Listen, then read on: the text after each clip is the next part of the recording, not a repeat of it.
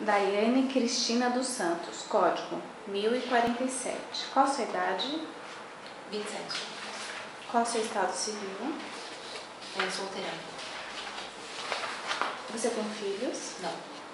Mora em qual bairro? Barcelona. Você está aqui hoje se candidatando a uma vaga de babá, certo? Sim. Você pode morar ou ir e vir? Ir e vir. Você relatou uma experiência como babá, né? Me conte a sua rotina de trabalho lá. Eu entrava às 8, já dava banho nas crianças, depois orientava, né? A menina maior ia para a escola e eu ficava com um outro menino que tinha deficiência. À tarde fazia dormir, né? Depois que ela retornava da escola, eu também ficava com ela até umas 5 horas, 6 horas da tarde. Então eram duas crianças. Qual a faixa etária deles? A Graziele tinha 4 anos e o Guilherme 2. Quanto tempo você ficou nessa residência? Fiquei 2 anos. Qual o motivo da sua saída?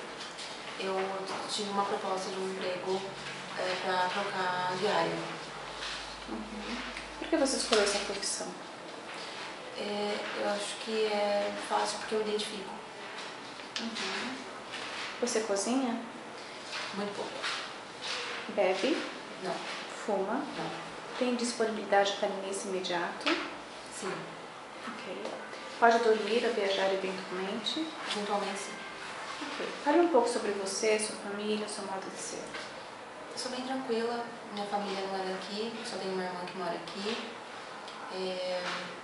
Não tenho problemas assim em me adaptar.